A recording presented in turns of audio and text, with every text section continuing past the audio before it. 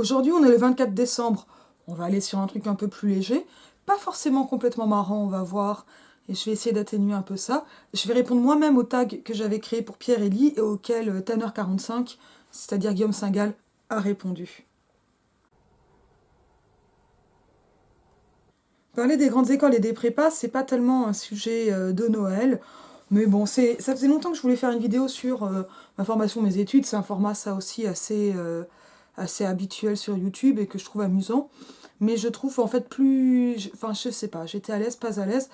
Parce que mes études se sont vraiment intriquées avec des questions donc, euh, personnelles et souvent difficiles et sur des choses polémiques. Et je sais pas trop ce que je pense de tout ça au bout du bout. Mais enfin, on va essayer, je sais pas, avec un tag. Donc je vais m'auto-questionner. On va voir un peu ce que ça donne. Mais bon, voilà. Alors après, je mets un petit trigger warning sur cette vidéo. Et puis on verra. Je sais pas. De toute façon, j'improvise toujours tout. Hein. Alors je reprends les questions dont je me souviens mais que j'ai oublié dans le même temps. La première était: t'es normalien. Crois-tu qu'il faille présenter tes excuses? Tu crois qu'il faut présenter tes excuses? Bon, ben moi, c'est encore plus simple parce que je ne suis pas normalienne.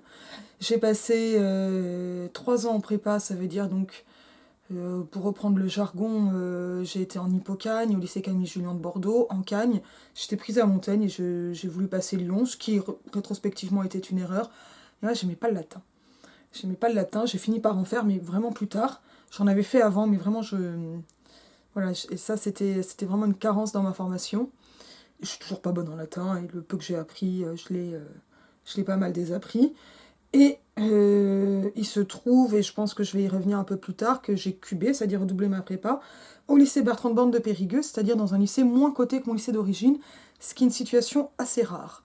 J'ai été 2 fois sous-admissible, et j'ai raté l'admissibilité depuis Périgueux, je crois, de 8 points. Donc je suis même pas allée à l'oral en fait. Et ça a été quelque chose d'assez douloureux, donc je vais pas m'en excuser. Ça a été un échec un peu douloureux à digérer, à mon avis. J'y reviendrai, puis je ferai un topo, je sais pas, conseil, bilan, perspective, avenir, à la fin. Pour le coup, on va le faire en ENS agrég. En revanche, je suis agrégée de lettres modernes, agrégée externe de lettres modernes si on prend vraiment toutes les catégories. Et j'ai passé l'agrégation 4 fois. J'ai au total été inscrite 5 fois en agrégation. Je pourrais y revenir dans le détail. J'ai été agrégée sur la session 2014. Alors, être payé pour faire ses études, est-ce que c'est logique? Bah oui, puis moi je l'ai pas été. J'ai bossé... alors j'ai pas bossé pour me payer un loyer, je vivais chez mes parents.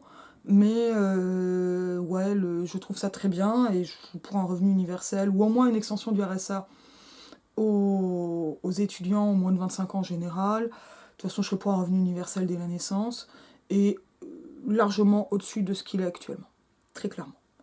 Et faire des études devrait peut-être majorer en fait. On doit, enfin, c'est logique d'être payé pour faire ses études.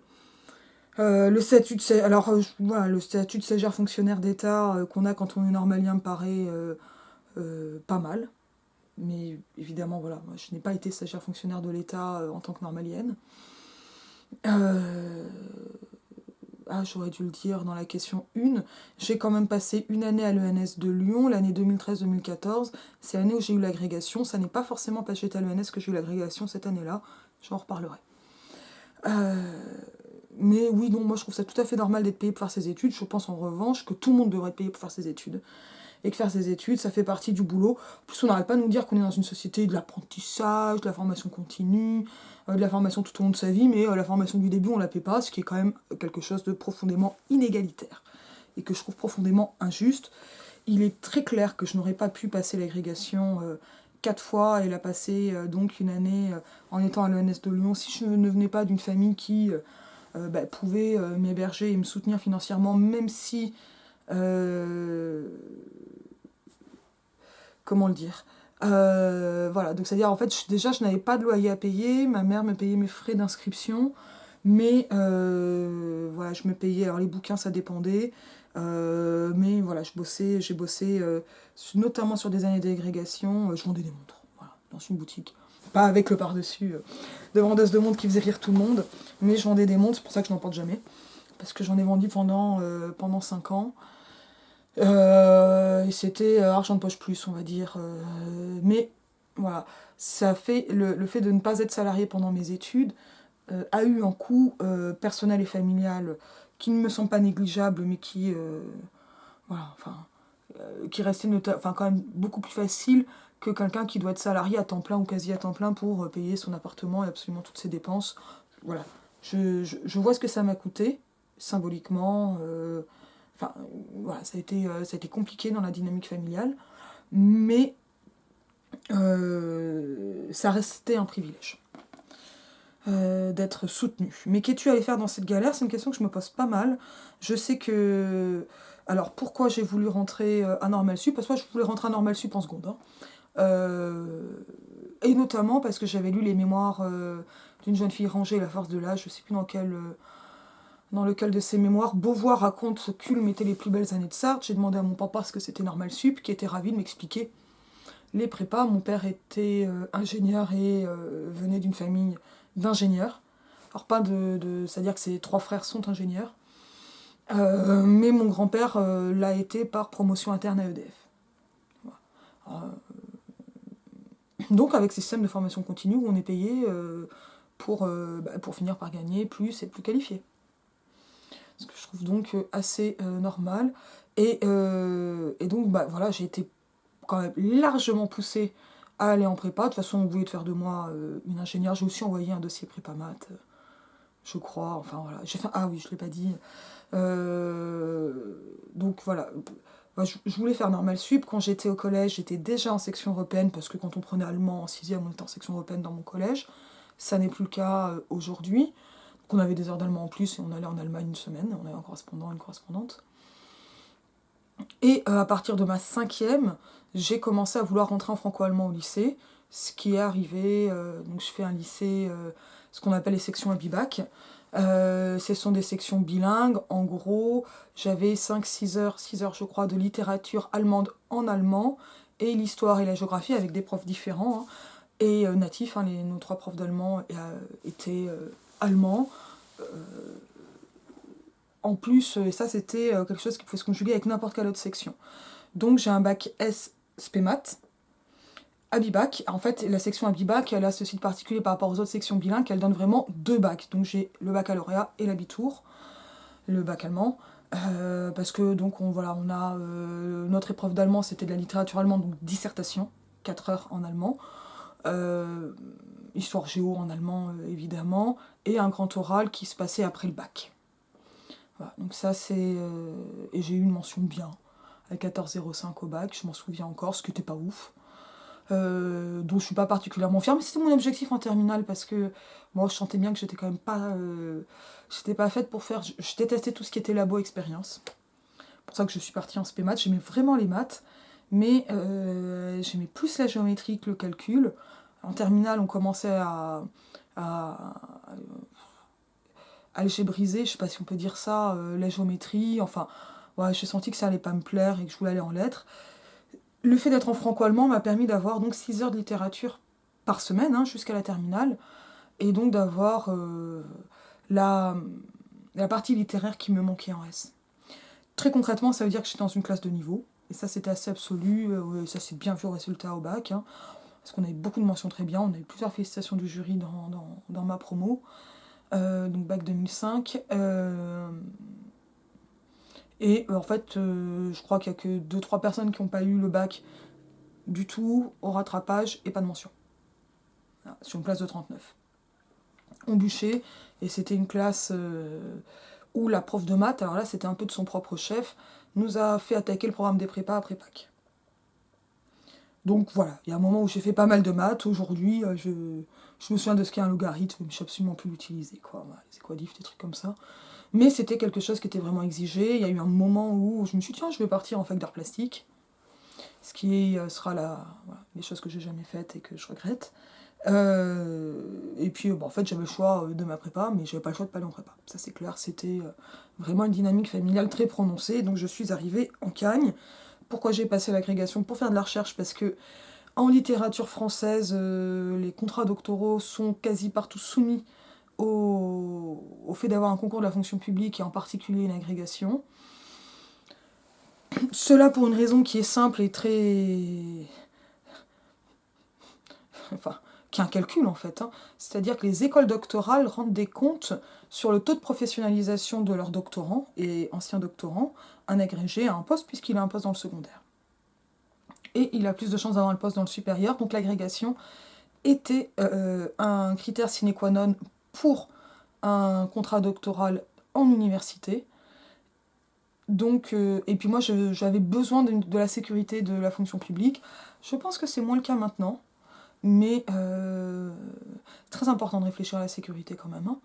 Mais ça fait partie des raisons pour lesquelles j'ai passé l'agrégation, alors que ça a été quand même une épreuve assez douloureuse. Aujourd'hui, la situation au niveau de l'agrégation par rapport aux contrats doctoraux est en train de changer parce que les détachements, donc moi j'ai eu en contrat doc, sur le contrat doc j'ai été en congé sans traitement et j'ai été en détachement pour mes années d'ATER, d'attaché temporaire d'enseignement et de recherche que j'ai faite après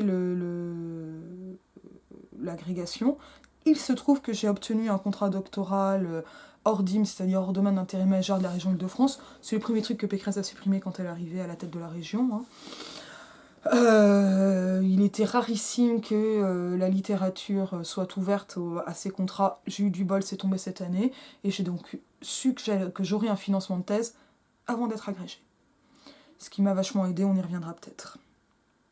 Donc ce que je suis allée faire dans cette galère, et bien voilà, et pourquoi plusieurs fois j'ai failli bicater, donc je me suis demandé si j'allais refaire une année de Cagne, etc. Sauf que cette année-là, il y avait une réforme, donc je n'avais même plus l'avantage de l'ancienneté, j'ai arrêté, je suis partie à la fac, je suis arrivée en Master 1. Il se trouve qu'en... Voilà, donc ça je vais y revenir sur le pire. Voilà, donc j'ai fait 3 ans de prépa, 4 ans d'agrég, avec du Master au milieu. Le pire de ta Cagne. Alors, le pire de ma Cagne, et je reviendrai peut-être sur le pire de l'agrégation ensuite, et là je vais dire attention, ça commence à être compliqué. Le pire de ma Cagne, il n'est pas forcément super lié à la Cagne elle-même. Moi, je me suis beaucoup plu en hypocagne, même si je me sentais un alien total à tous les niveaux. Bon, après, il faut dire que je cherchais un peu, hein. J'allais voir mes copines en tenant mon nain de jardin dans les bras.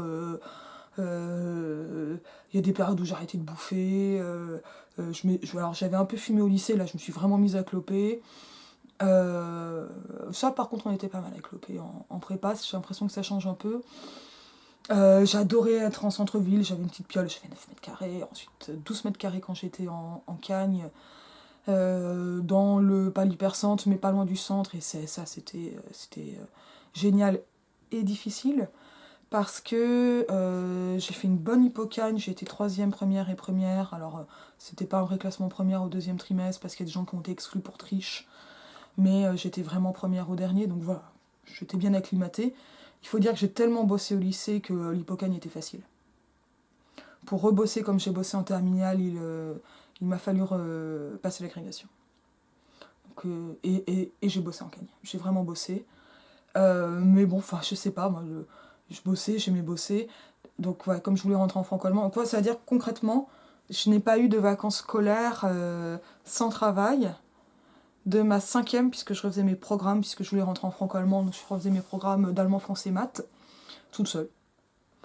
À partir de ma 5e, et j'ai commencé à avoir un été sans trop de boulot, à me prendre vraiment une semaine sans boulot après la thèse. Donc le concept de vacances, elle connaît pas trop. Le pire de ma Cagne, c'est en fait, ça a vraiment été la Cagne elle-même qui est la pire année de ma vie. Parce que là, donc, je suis entrée dans une très grave dépression. Et ce qui a été, donc, cette dépression, trigger warning, hein, elle est liée, enfin, elle est directement due aux violences sexuelles que j'ai subies quand j'étais à la fin de ma première, l'été de ma première à ma terminale. Parce qu'en fait, j'ai eu des réminiscences traumatiques, ce qu'on appelle des flashbacks en fait, et des hallucinations ultra envahissantes pendant ma Cagne. Et là, je me suis complètement effondrée. Je suis passée avant-dernière au niveau des classements, donc c'est... Avec des moments très durs, donc j'avais des hallucinations, que je savais des hallucinations, hein, j'étais pas prise dedans, et que j'ai réanalysé ensuite derrière, enfin, je comprends, voilà, des situations Je me mettais un peu en danger, alors pas trop, parce que je sortais quand même pas beaucoup, j'étais pas mal terrée, j'étais pas mal tétanisée, c'est une période où je me mutilais, Donc l'âme, tête contre les murs, des trucs comme ça. Euh, et où j'étais complètement ailleurs, quoi. Et alors là, j'étais un alien en hippocagne, mais en cagne, j'étais un alien ultra agressif. Évidemment, en fait, ce qui paraît... et qui fonctionnait pas très bien. Et il s'est trouvé donc, que j'ai eu dans ma classe, donc c'était l'année de la présidentielle là, qui a vu Sarko président, que j'ai eu un jeune homme avec lequel je m'entendais pas hyper bien, mais pas avec de l'animosité, mais qui était ultra brillant, qui a intégré très très brillamment, qui a eu la grecque de façon très très brillante, et, et qu'il a été extrêmement favorisé par nos enseignants et nos enseignantes de notre prépa, et que on,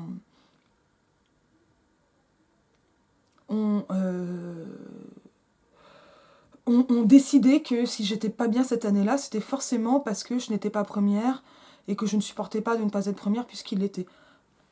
Imaginer que j'avais pu être violée par un prof n'était pas possible visiblement. Bon, je comprends que ça n'était pas possible parce que moi, c'était des trucs que je n'arrivais pas à me dire, mais enfin, quand même. Enfin, les classements à la compète, c'est important, mais là, j'allais tellement mal que c'était autre chose qui se passait, quoi. C'était évident que c'était grave. Et donc, ce qui a été le pire de ma canne, c'est que les profs ont commencé à me harceler.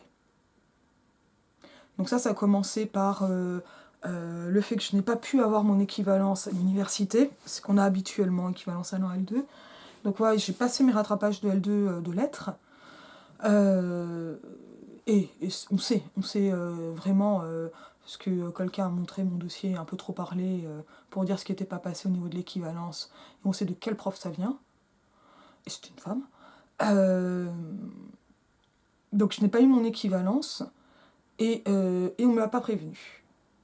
Et mon prof d'allemand, ce qui était important, parce que moi j'avais un très très fort attachement aux études germaniques, m'a même soutenu que j'avais été prévenue, et a expliqué aux germanistes dans un cours de spé où je n'étais pas, parce que je prenais de l'allemand à l'oral, mais pas le cours de spé, puisque j'étais en spé lettres, que, ce qui était une grande erreur stratégique, mais ça je l'ai compris après, il savait très bien qu'il m'avait menti. Donc on est quand même sur des choses qui sont extrêmement graves, que je n'ai pas fait remonter au rectorat, et je le regrette.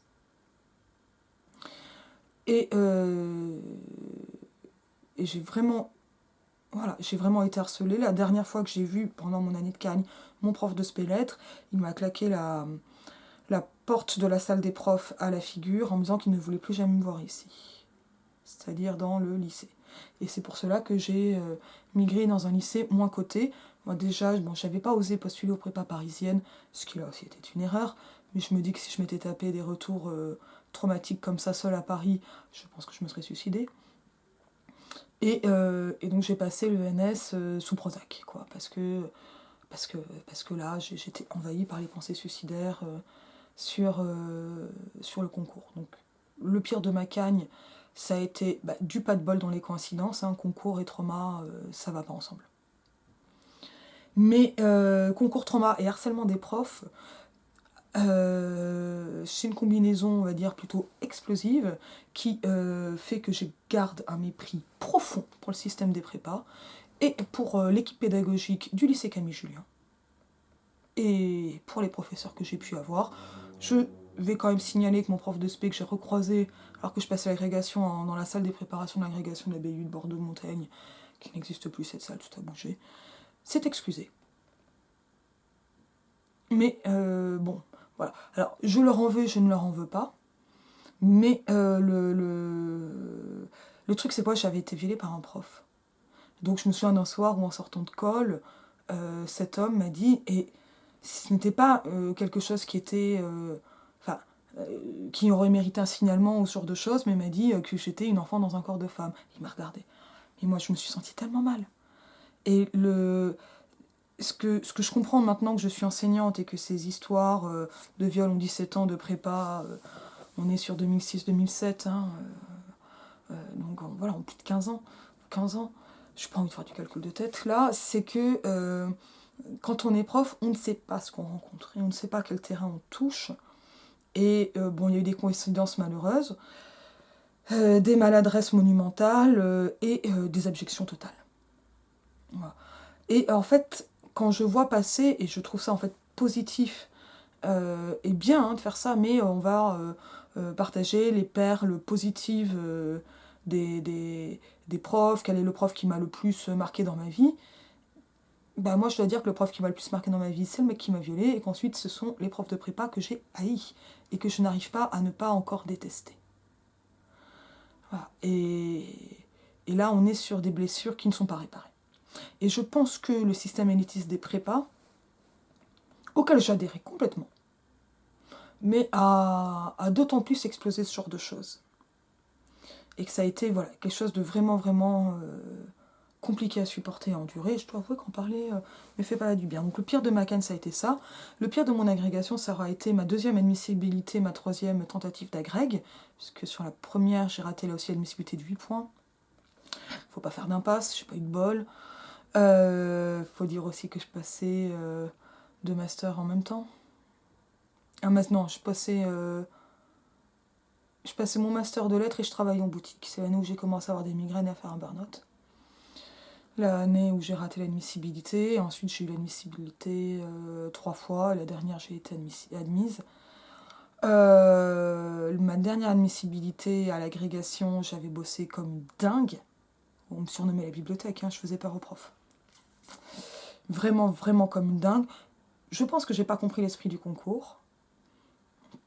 Il s'est trouvé qu'à l'oral, on a 4 épreuves à l'oral de l'agrégation, la leçon, leur programme, l'explication sur programme et la comparée. La comparée, j'ai eu 6 à l'écrit, à l'oral, à tous les coups. C'est comme ça, j'admets mon 6, j'avais aussi eu 6, rattrapage de littérature comparée. Tout. Enfin, je comprends pas la littérature comparée, j'admets. Mais je suis tombée sur un sujet mal posé en leçon. Le type m'a dit à la confession qu'en fait j'aurais dû avoir 18, j'ai eu 3. Sur un type complètement fou, en explication. Donc là, les autres membres du jury m'évitaient dans les couloirs quand je leur disais bonjour, je l'ai vu. Et on m'a signalé des problèmes, et puis j'ai pas eu de vraie explication. Et le membre du jury en confession m'a reproché d'avoir dit des choses que je n'avais jamais dites, et d'avoir pas dit des choses qui étaient en fait toute mon explication de texte. Donc c'était un peu dommage d'avoir, je sais plus, 3 ou 5. Et en hors programme, c'est un dimanche matin, je suis tombée sur le texte de Scarron, Le Pommeau de la Selle, qui est un texte, je l'ai appris ensuite, réputé pour être un texte choisi pour bisuter, si possible, des jeunes femmes. Puisque, grosso modo, un personnage se prend un pommeau de la selle, voilà, c'est une espèce de protubérance dans la selle que l'on pose sur un cheval, il se la prend dans le cul, quoi, voilà, donc c'est drôle. Bon, moi, je sais pas trouvé ça super drôle, et je sais pas, mais moi, le dimanche matin à 8h, ça me fait pas rigoler, quoi. Mais j'ai bien compris que c'était un texte qui déstabilisait, qu'il fallait donc affronter ce qui déstabilisait, et ça n'a pas du tout plu, parce que je pense qu'on recherchait mon malaise. Donc, en tout cas, je ne sais pas tellement pourquoi, mais clairement, mes rapporteurs ont décroché et j'ai entendu parler de mes seins pendant mon oral.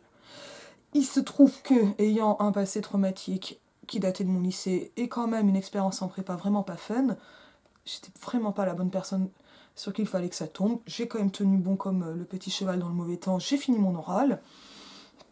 À la confession, c'est de triste aussi. Normalement, on parle qu'un seul, mais le poteau a rappelé son copain, là, son compère. Parce que là aussi, ils ont resté particulièrement déplacés. Et j'ai bien pu voir qu'ils me racontaient des conneries, qu'ils étaient complètement nazes, qu'ils n'avaient pas écouté ce que j'avais pu dire. On dira que je n'ai pas été assez intéressante. Mais ont été capables de me sortir qu'une jolie fille comme moi trouverait les moyens de rebondir.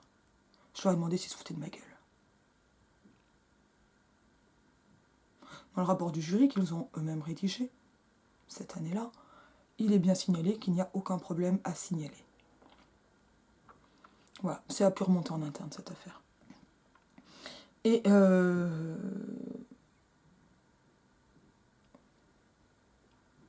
donc je suis arrivée l'année d'après à l'ENS Lyon dans un état de dépression grave. Voilà. À un moment où où je suis vraiment montée d'un ton, quand ils m'ont raconté, j'avais mentionné William Meister dans mon explique, c'était leur programme, qu'il y avait Enfin, ils ont essayé de me faire la leçon sur le Meister, je leur ai gentiment dit que j'avais fait mon master d'études germaniques sur le Meister et que je savais ce que je disais. Il y a eu un blanc, hein. Voilà. L'année d'après, quand j'ai été admise, j'en ai vu un seul à la sortie de la proclamation devant le lycée, et moi j'étais seule. Et j'ai marché vers lui, il m'a regardé, et mon copain de l'époque m'a retenu, et l'autre a eu l'air rassuré. Je ne sais pas ce qui se serait passé. Mais ça a été une blessure assez importante. Donc le pire de la cagne, le pire de mon agrègue, harcèlement sexuel, harcèlement. Et ça, c'est vraiment lié à l'élitisme des concours et de ces institutions. Qu'un jury se sente légitime pour chier complètement à la gueule des impétrants, comme on dit, de ceux et celles surtout qui vont passer les concours. Avoir fait normal sup, est-ce que c'est super normal? Évidemment que non. Mais en même temps, ce que j'entendais un peu dans cette question, et j'ai été un peu déçue de la réponse de Pierre-Élie, de toute façon Pierre-Élie il est toujours là où je ne l'attends pas, et c'est ce qui m'amusait dans le fait de lui faire ce tag, c'est... moi je parle pas du tout en termes d'autisme, ça me paraît pas pertinent, mais, et ça j'en avais pas mal parlé avec ma cousine, le concours, c'est comme le QI mesure ce que mesure le QI, le concours formate et sélectionne ce qui correspond à son format. C'est positif et négatif. Voilà. J'en tire de bonnes et de mauvaises choses. Ce qui est certain, c'est que je ne suis pas une bête à concours et que pour le coup, je les connais très bien et pas du bon côté. Voilà. Et que c'est vraiment un système que je déteste. En l'état actuel des choses, je ne vais pas le supprimer, mais je crois qu'il y a une autre question un peu plus tard. Donc avoir fait normal sup, non, c'est pas super normal, et c'est effectivement intégrer un système très élitiste, comme l'avait dit Guillaume dans sa propre vidéo, et je suis... voilà, et ça a été une grande souffrance de ne pas intégrer normal sup. Aussi une grande consolation quand j'ai fini par y passer un an, une année qui n'a pas été une année heureuse, mais j'arrivais de toute façon dans un très mauvais état, psychique et même physique à ce niveau-là, puisque j'arrivais plus à manger. Et donc, voilà. Ce que je sais, et là ça va rejoindre aussi des choses qu'a pu dire Guillaume, c'est que j'ai pu entendre des chercheurs me dire qu'ils aimaient bien que je ne sois pas normalienne. Alors que j'ai essayé de toutes mes forces. Et il y a quelque chose, voilà, je pense aussi, ça m'avait été dit par mon prof de Cannes, que ça faisait peut-être trop longtemps que je voulais normal sup. Mais bon, on n'a jamais ce qu'on veut dans la vie, et tout cela n'est qu'une vallée de larmes. Joyeux Noël. T'es normalien, tu regrettes, donc je vais le faire en mode t'es pas normalienne, est-ce que tu regrettes? Je regrette le salaire. Je regrette vraiment le salaire et les points retraite. Quand j'ai pu passer l'année 2013-2014 à Normal Sup, j'ai été très surprise, à plein de niveaux. Alors je suis arrivée quand mon père m'a montré le panneau ENS, je me suis mise à pleurer tellement j'étais émue d'arriver. Et en fait, c'était lié aussi à une année un peu compliquée, puisqu'il y a eu notamment l'horreur du suicide d'un agrégatif l'année d'avant, d'une autre section que les lettres, d'une autre discipline. C'est sûr que passer une année d'agrég, c'est pas une bonne année. Ce ne sont pas les années les plus heureuses. C'était très très compliqué avec mon copain de l'époque à ce moment-là, parce que tout a été compliqué avec lui. Et que moi j'allais vraiment, vraiment, vraiment mal. Mais voilà, je ne regrette pas l'année que j'ai passée à Lyon, parce qu'elle m'a beaucoup consolée du fait d'avoir raté le concours. Évidemment pas sur les aspects matériels, sur plein d'autres aspects qui me manqueront toujours. Je pense que, alors c'est une année où clairement j'ai beaucoup appris, mais en stylistique. On s'attendait, ma directrice de thèse pensait que j'étais mauvaise à l'oral. Effectivement, moi je suis pas très bonne quand on parle de mes seins. Quand on parle de mes seins sans m'écouter, c'est quelque chose effectivement qui ne me met pas à l'aise. Mais voilà, et rater l'agrégation dans ces conditions-là, bon, c'est révélé une bénédiction, puisque je n'aurais pas pu garder mon contrat doctoral si j'avais eu l'agrégation l'année d'avant. Donc les choses se sont bien goupillées, comme on dit par chez moi, mais voilà, donc je ne regrette plus de ne pas être normalienne, je l'ai regretté longtemps. J'en ai développé un grand sentiment d'échec et d'infériorité qui m'a donné aussi une envie de revanche et une plus grande ambition pour me dire il faut que je fasse aussi bien. Ce qui fait que quand j'ai cubé à Périgueux, alors d'abord pour pas perdre, donc oui voilà, donc je n'ai pas eu mon équivalence, mais j'ai été sous-admissible. Donc j'avais droit à un deuxième DUG, mais pas au mien, ce qui est en fait une situation inédite et rarissime, que j'aurais dû signaler au rectorat, c'était une honte. Et donc je suis arrivée en cube en m'inscrivant à l'université, et j'ai eu tellement peur de mes fragilités, alors que donc voilà, je me suis installée au foyer des jeunes travailleurs de Périgueux, ce qui était vraiment une très bonne chose pour moi, parce que j'avais moins de repas à préparer, je mangeais avec des gens et c'était important d'avoir du collectif. Et, et je me suis inscrite en L3 de lettres et en L3 d'allemand parce que l'idée était que je pouvais arrêter la prépa à n'importe quel moment sans perdre le bénéfice de cette double inscription. Il s'est trouvé que je me suis prise au jeu de cette inscription double. Ça a été compliqué administrativement. J'ai eu très peu de dérogations. Donc voilà, à la Sorbonne à l'époque, on donnait les L3, même 2 L3. Moi, j'ai pas eu ça. J'ai eu des aménagements en allemand. Donc il y a des épreuves écrites que j'ai passées à l'oral, par exemple. En lettres, je n'en ai pas eu. La camarade qui a été admissible et qui a cubé a intégré, elle, n'a eu qu'un semestre à passer, voilà, par exemple. Moi, je n'ai pas eu ça. Les épreuves qui tombaient les mêmes jours en lettres et en allemand, voilà, on amené des aménagements hors session d'examen, et j'en suis extrêmement reconnaissante à l'équipe pédagogique de l'UFR d'allemand, parce que ça m'a quand même réconciliée, hein, ça fait que j'ai pas décroché sur des moments très difficiles.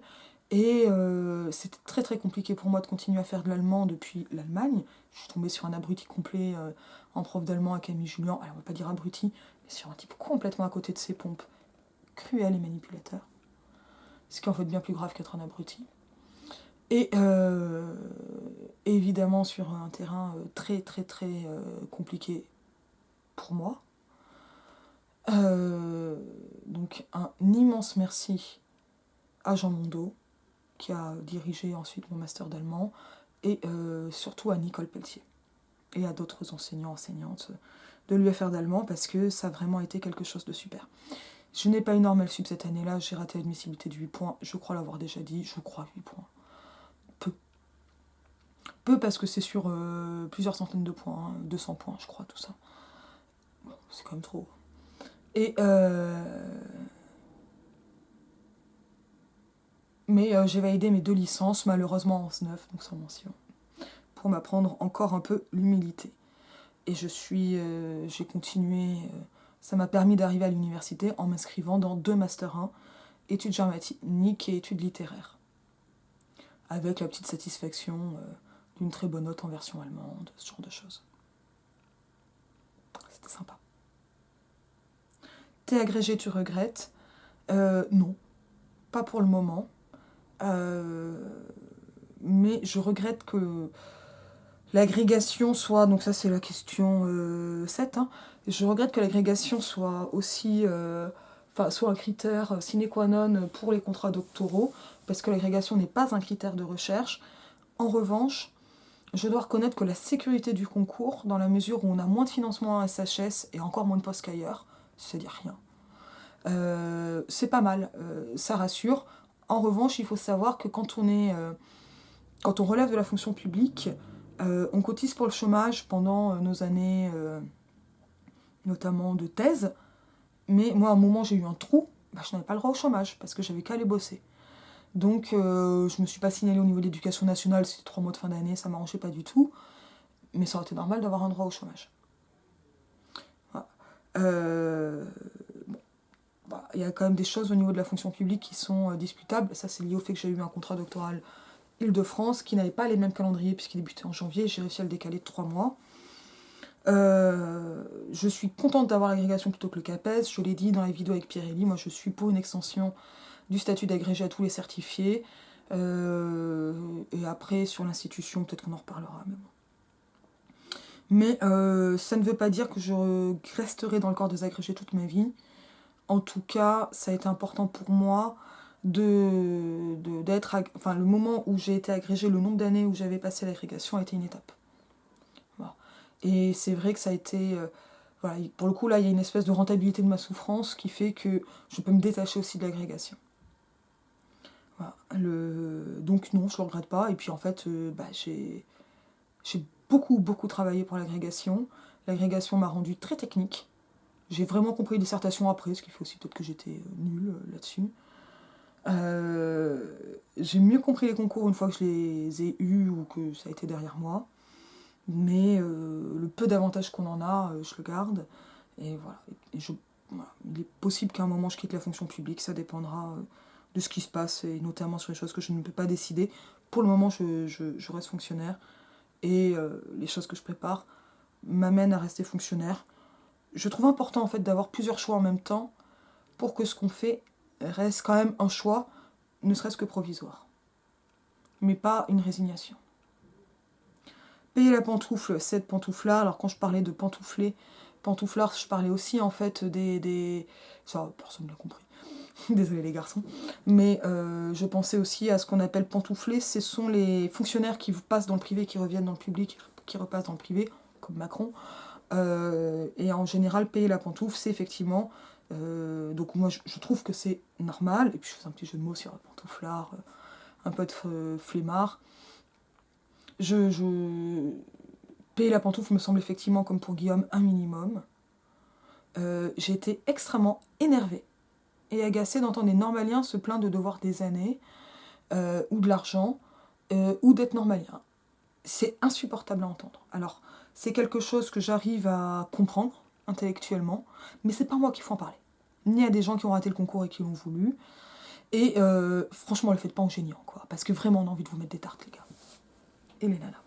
Là, c'est insupportable. Enfin, ça me rappelle cette collègue de Bordeaux qui, pendant qu'on passait tous la grègue et qui repassait la grègue sur son contrat doc, ce qui est très discutable, se plaignait parce que elle avait des réunions obligatoires. Et un jour, je lui avais dit, mais enfin, tu te rends bien compte qu'on t'envie tous et qu'on avait tous postulé pour le contrat doc, celle qu'il avait eue.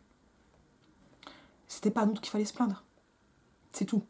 Et je ne veux... Voilà, ces plaintes ne sont pas forcément illégitimes, mais choisissez votre auditoire, quoi.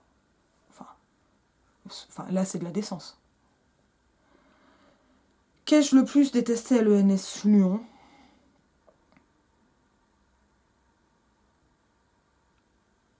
J'ai pas trop aimé la saison. La météo. Bon, je suis arrivée dans un état qui dépendait pas réellement de l'ENS. J'ai pas aimé que les portes s'ouvrent avec des badges. Parce que une fois, j'ai perdu mon badge. Enfin, je l'ai laissé sur la table basse, je voyais par la fenêtre et je pouvais pas rentrer. Il y a eu... je suis arrivée dans une situation très très particulière puisque j'avais raté un concours alors que je n'étais pas mauvaise. Et c'était très compliqué de parler du concours avec les normaliens et je pense que je n'ai pas du tout été source de confort pour les normaliens ou les élèves, ou les auditeurs externes. Ça, j'ai pas aimé. Qu'est-ce que j'ai pas aimé Moi, j'ai pas su jouer le jeu du collectif et je regrette d'y être arrivée sur une année d'agrégation et d'avoir qu'une idée très, très spéciale de ce qu'est Normal Sup. Donc, ce que j'ai le plus détesté à l'ENS Lyon, personnellement, pas grand-chose en fait. Mais après, moi, je mangeais chez moi, je mangeais pas à la cantine. Alors, il y a un truc que j'ai vraiment détesté, c'est la grossophobie ambiante et surtout, en fait, ce qu'on peut appeler de la misogynie intériorisée. C'est-à-dire, je voyais pas mal de nanas être, moi je dirais anorexique, hein, mais dans la restriction alimentaire permanente. Et c'est une année où une copine m'a gentiment dit « Oh là là, c'est bien de te voir, toi, parce que tu es une femme en forme, c'est bien. »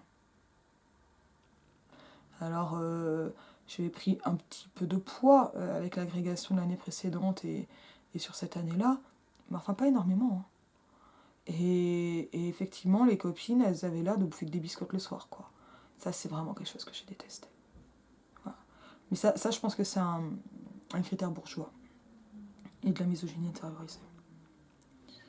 Alors, une fois idée sur les normaliens, fois idée sur les normaliens, je pensais arriver dans une prépa très hostile et globalement, j'ai trouvé les gens très gentils. Et vraiment sympas. Et ça, c'était vraiment une bonne surprise. Même si j'ai pas trop pu participer à la vie collective, notamment parce que quand les fêtes elles sont le jeudi ou le vendredi soir avant les vacances, moi je rentrais le plus vite possible à Bordeaux pour que les avions soient un peu moins chers, pour avoir un peu plus de temps, et donc j'ai pas participé à plein de choses et c'est dommage. Mais c'était aussi des gens qui se connaissaient déjà, parfois depuis la prépa, ça c'est vrai. Mais voilà, j'ai bien plus gentil que ce que je pensais. Et là j'ai vexé du monde, mais je n'ai pas été impressionnée par le niveau des normaliens. Ça m'a fait du bien, moralement. J'ai rencontré des gens brillants à l'ENS, mais je me suis rendu compte que l'élitisme et le prestige rattaché à l'école étaient en fait vraiment liés aux conditions matérielles dans lesquelles on peut travailler bien plus qu'au niveau des gens. Je ne veux pas dire que tout le monde est fort comme un normalien ou que tous les normaliens sont nuls, c'est pas ce que je pense. C'est très dur de réussir Normal Sup et même d'être auditeur externe dans les ENS. Mais voilà, je m'attendais à être très très impressionnée à ce niveau-là, ça n'a pas été le cas. Un cliché qui est en fait vrai sur les normaliens, le vase clos. Le vase clos et l'endogamie. Ça, c'est vraiment quelque chose qui m'a marqué, qui me marque encore plus en thèse, où je me rends compte que les gens viennent de 2-3 prépas et ils se connaissent depuis la prépa. Et ça a été assez dur d'arriver en région parisienne en thèse, parce que les gens arrivent au plus tard en master et en fait le plus souvent pour la prépa. Alors les vrais se connaissent depuis bien avant encore, donc les écoles, les maternelles, les cercles amicaux, les rails probablement. Mais voilà, débarquer en thèse, quand les gens se connaissent déjà, ça c'est pas évident. Donc l'endogamie, c'est vraiment un point négatif à mon avis. Mais voilà, comme j'ai aussi dit qu'ils étaient gentils, voilà, c'est rigolo. La grecque, le mieux c'est d'échouer. Bon. Là, c'est vraiment en tant que quelqu'un qui a échoué que j'ai pu poser cette question, parce qu'effectivement, les échecs m'ont beaucoup appris et je trouve qu'ils ont beaucoup nourri ma pratique pédagogique et on va dire grosso modo ma philosophie de la vie. C'est-à-dire que c'est quelque chose qui m'a appris d'échouer plusieurs fois, à avoir toujours des plans B, et C. Des alternatives pour relativiser les échecs, ça ne veut pas dire que c'était facile. Et effectivement, par l'échec, j'ai passé plusieurs fois l'agrégation et 2 fois l'ENS. Et clairement, ça m'a rendu meilleure. Techniquement, on va dire au niveau des programmes abordés, enfin de ce qu'on peut appeler la culture littéraire aussi, mais également au niveau du fait d'accepter, on va dire, des aléas, des impondérables, et de moins prendre la grosse tête. Voilà. Ce qui est probablement très contradictoire avec d'autres choses qui sont que la thèse m'a aidé à reprendre une confiance en moi qui est probablement une arrogance qui peut m'arriver de revendiquer, mais parce qu'en fait maintenant je m'en fous. Et donc l'échec m'a appris à m'en détacher. 13.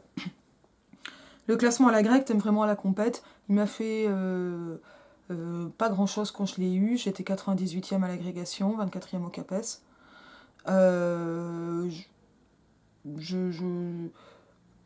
J'aurais préféré être première. Voilà. Ma directrice de thèse m'a bien dit vous ne pourrez pas le mettre sur votre CV. Hein. Voilà. Donc,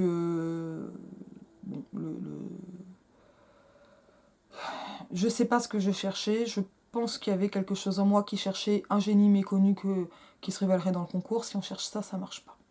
Et ça, je l'ai bien appris. Et être le meilleur n'est pas bon. Ça, c'est quelque chose que me disait avec beaucoup de raison mon prof de Cagne à Bordeaux. Donc, je ne dis pas que du mal. Mais voilà, qu'il faut chercher à faire bien et pas faire mieux. Ce qui est très très compliqué quand on est en Cagne et qu'on est classé en permanence. Moi, j'ai été première qu'en Cagne. Concrètement, après, on n'avait pas de classement en agrég, ou alors on ne le savait pas nous, en interne, quoi, dans les promos.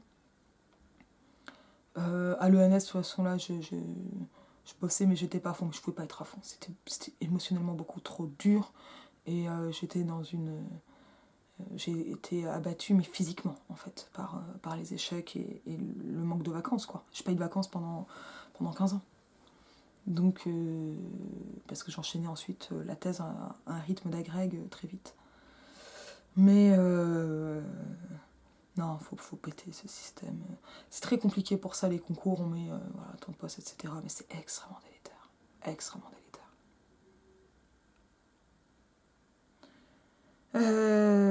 L'agrég pour faire de la recherche, évidemment. Alors, pour des raisons en fait, de sécurité personnelle, oui, évidemment.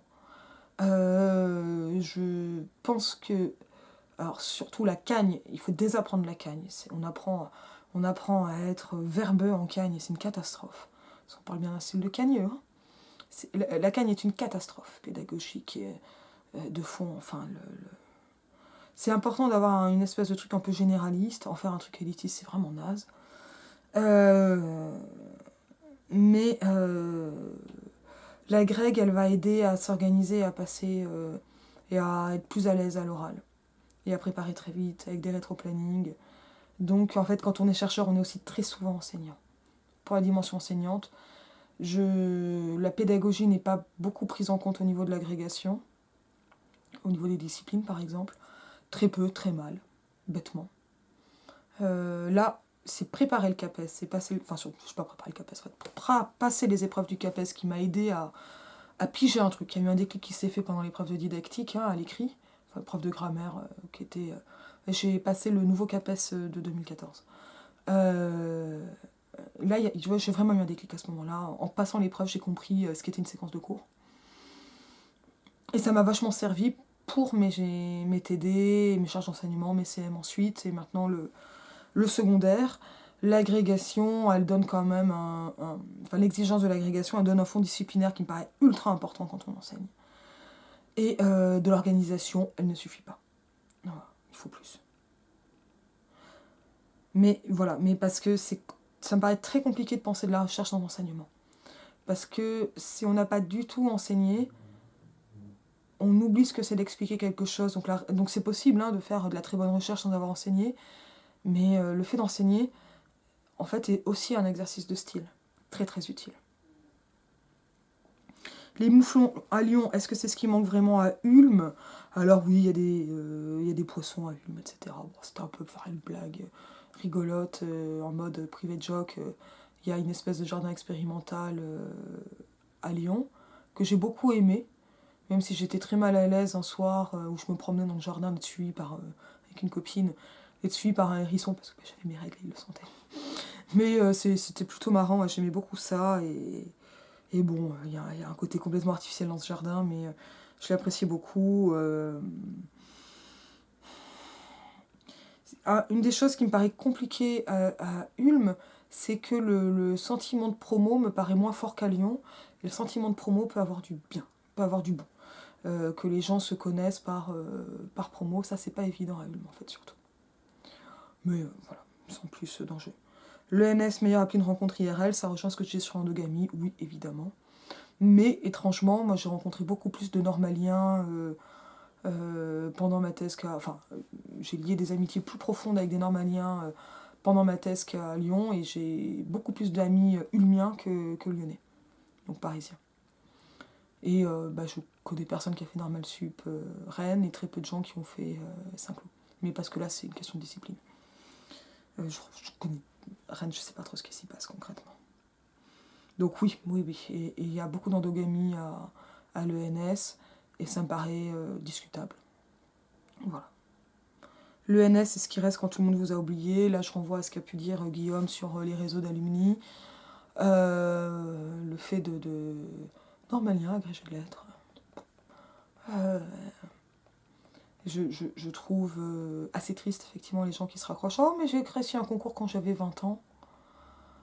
Et je dois reconnaître qu'en même temps, le concours, pas le concours, l'institution est faite pour être à part. Et donc ça fait que les gens sont à part. J'ai pas dit que c'était bien. Doit-on supprimer les grandes écoles? Grande question. Certainement pas à la méthode Macron. C'est-à-dire que là, le peu de méritocratie qu'il y a dans les grandes écoles, autant le garder pour le moment. Néanmoins, et là, ça c'est quelque chose qui n'avait pas été développé dans les 2 vidéos Pierre-Élie et Guillaume, et je renvoie un peu à tout ce que peut analyser quelqu'un comme Alexandre Moiti, qui est assez polémique, qui est assez intéressant. Parce qu'en fait, quand je parle grandes écoles, je pense aussi école d'ingénieurs et polytechnique. Et un des problèmes que je vois dans les grandes écoles, c'est la captation actuelle par les grandes écoles. En fait, le système des grandes écoles, c'est un système très français qui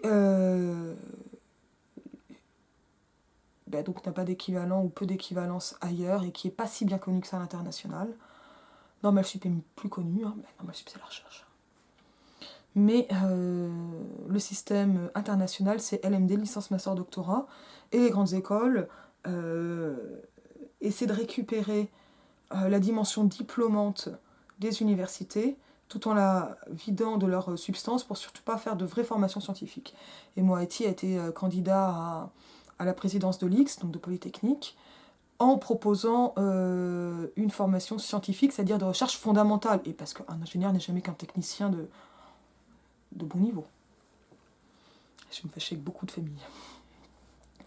Et ça, c'est quelque chose de très très différent. Et en fait, les ingénieurs, contrairement à ce qu'on pourrait penser, manquent cruellement de culture scientifique et surtout de philo des sciences et d'épistémologie. Et de pratique de recherche, en fait. Voilà, il y a pas mal, alors il y a des antivax pas mal dans les professions paramédicales et dans les ingénieurs, hein, dans les parties diplômées des antivax. Et ingénieur est la profession la plus représentée parmi les terroristes. Et là, pour moi, c'est qu'il y a un manque d'épistémo là-dedans. Donc, ouais, en fait, supprimer les grandes écoles, en fait, ou les transformer en universités, oui. Parce que elles ne sont pas aujourd'hui le principal facteur de débudgétisation des universités, mais elles en font partie. En revanche, les supprimer pour revendre leurs terres, leurs parcs, etc., à Total, à SIA, machin, etc. En ce moment, il y a des choses très importantes au niveau de l'école des mines, ce genre de choses. Il y a un militantisme estudiantin très positif. Bon, tous les rituels d'intégration de ces saloperies, c'est l'enfer. Il faut supprimer tout ça. Le sentiment d'entre-soi, l'élitisme, c'est l'enfer. La vision d'au-dessus, c'est l'enfer. Et en fait, je me rattache à l'expérience qu'a eu mon père de l'école des arts et métiers à Bordeaux, à Angers puis à Bordeaux parce qu'il a redoublé. Bon, lui, ce qu'il a appris, c'était vraiment en prépa, hein, et des trucs à droite à gauche aux arts, et il s'est tellement fait chier qu'il a redoublé. Et il a étrangement évité les bizutages en étant assu hors usinage, ce qui n'était pas simple, mais parce que c'était un troll de compète et qu'il n'était pas seul. Mais voilà, enfin, c'est-à-dire que beaucoup bosser sur quand même des années qui sont des années importantes de la formation de la personnalité pour se retrouver ensuite comme un geek en rut en boîte, les agressions sexuelles à Polytechnique, dans les fêtes, au bal de Polytechnique, dans les fêtes de Polytechnique, des mines, etc., sont légion. Et plus que dans les ENS, c'est dire. Et donc, il y a un moment où cornaquer des jeunes comme ça pour d'un seul coup leur dire qu'ils sont les rois du monde est une catastrophe. À tous les niveaux, c'est une catastrophe pédagogique, scientifique et politique. En revanche, supprimer pour rien faire à la place ou des boîtes privées, c'est non. On va attendre de réfléchir à un truc plus intelligent. Doit-on supprimer l'agrég ? Moi je reviens sur cette idée d'étendre l'agrégation à tout le CAPES. En l'état actuel des choses, je pense que c'est pas mal de garder des choses de cet ordre-là avec un revenu universel étudiant, et pas seulement étudiant. Et un statut de fonctionnaire de la sécurité, des trucs comme ça, c'est bien, mais on va aussi pouvoir repenser un système plus intelligent que ça. Hein. Voilà. Alors il y a une question que j'arrive pas à résoudre, c'est que clairement, j'aurais jamais bossé autant s'il m'avait juste fallu avoir un diplôme. Et pas un concours. Et encore, je réfléchis, j'ai tellement bossé pour ma thèse que finalement, je n'en suis pas si sûre. Si c'était à refaire, je ferais quoi à la place ? Art plastique, clairement. Art plastique, et j'oserais faire ce que je veux, et si j'avais pas peur. Donc ça, c'était la dernière question. J'irai très très nettement vers je bosserai autant, mais pour être plasticienne. Ou pour oser prendre, même, ne serait-ce que ça, prendre aujourd'hui une année de dispo ou détachement et vraiment me mettre au roman ou à des projets ambitieux qui me manquent. Qui me manquent. Mais là, les questions, elles ne sont pas que matérielles, elles sont aussi donc dans le besoin de sécurité que je peux encore ressentir et que m'apporte la fonction publique. Et j'en suis reconnaissante. Après, c'est un truc à travailler entre moi et moi. Quelques conseils. Il ne faut pas hésiter à faire une prépa si on en a envie. Mais il ne faut pas aussi hésiter à partir de la prépa quand on est malheureux. Ce n'est pas normal d'être malheureux comme ça. Ce n'est pas normal de ne plus avoir ses règles, comme ça a été le cas de plusieurs copines en prépa. Ce n'est pas normal de pleurer en allant au boulot. Ce n'est pas normal d'avoir ses règles tout le temps, comme ça a été le cas pour moi en agrégation, et c'est lié à un stress extrême, comme les aménorrhées, les arrêts de règles. Ce n'est pas normal d'être humilié, et que les systèmes des prépas soient un système d'humiliation aussi bien institutionnalisé. C'est quoi ce délire, quoi ? C'est quoi ce délire ? C'est quoi ces rituels de passage d'une élite, d'une fausse élite, de bizutage ? Enfin, c'est quoi ce... Enfin, je comprends pas comment j'ai pu supporter ça, en fait. Jamais je referai ça. Là, je devrais le refaire aujourd'hui. Jamais j'irai m'infliger une telle souffrance. Est-ce que je suis quand même mécontente d'avoir fait ça ? Non. Pour le moment, j'aime quand même profondément ce que je fais. Je suis très heureuse de ce que j'ai fait en thèse, de ce que la thèse m'a apprise et de ce que je construis à partir d'elle. Et je n'aurais jamais fait ça sans être passée par ce cursus-là. J'aurais fait autre chose qui m'aurait beaucoup plu aussi. Et on a toujours en fait une espèce de biais de confirmation qui fait que quand on a fait le truc, on se dit on peut en tirer des leçons positives. Et je vois ce que la prépa a pu m'apprendre. Ce sont des discussions, la prépa ou la grecque. Et je pense que ça m'a appris pas mal de choses, même si je continue à m'interroger sur ce prix-là. Est-ce qu'aujourd'hui, si on veut faire une thèse, je conseille de passer l'agrégation, je conseille de réfléchir, et notamment aux conditions matérielles. Si elles ne sont pas bonnes, s'il faut travailler à côté, je ne sais pas si c'est bon. C'est pas mal aussi de se demander, ou plutôt de ne pas faire les choses pour un statut, mais de se demander ce qu'on veut faire et d'avoir un projet et de chercher les meilleures conditions pour le faire, et à ce moment-là d'avoir plusieurs plans. C'est comme ça que je fonctionne. Depuis les échecs, et c'est ce que m'ont appris les échecs, tous les échecs. D'où la double inscription pendant ma cube. Ça, c'est vraiment ce que j'en retiens. J'ai gardé peu d'amitié de mes prépas, il y en a quand même de très fortes encore.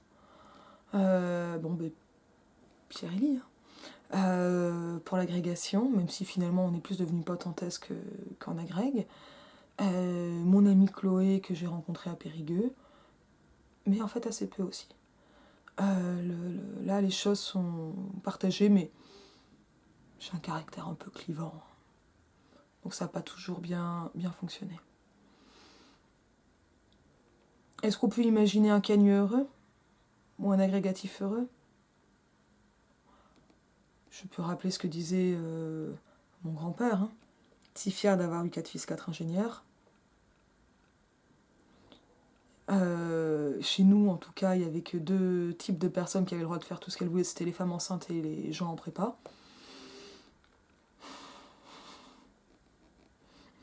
Bon, je déconseille d'être enceinte en prépa. C'est tout ce qu'on veut, enfin voilà, qui échappait complètement aux tâches ménagères, mais concrètement les hommes ont complètement échappé aux tâches ménagères dans ma famille, et pas les femmes enceintes. Donc c'est aussi de la parlotte.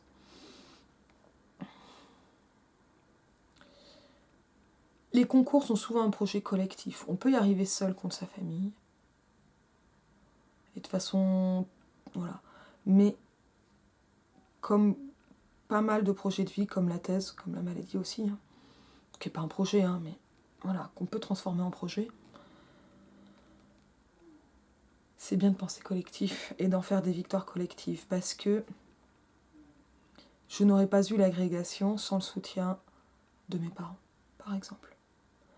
Et même si ces années ont été très éprouvantes pour moi, mais plus globalement pour la famille. Et ça a été... pour les amis, j'ai perdu des amitiés, ne serait-ce qu'en perdant les gens de vue. C'est important de se rappeler qu'on vit collectif. Alors, quand on se met à un rythme de prépa, je conseille d'oublier la pression au maximum, c'est très dur. De se détacher au maximum, c'est très dur. De bien manger, évidemment, autant que possible. D'avoir la meilleure hygiène de vie possible. De prioriser et de fonctionner en rétro-planning. On ne fait que ce que l'on peut. La santé d'abord. Et de joyeuses fêtes à tout le monde.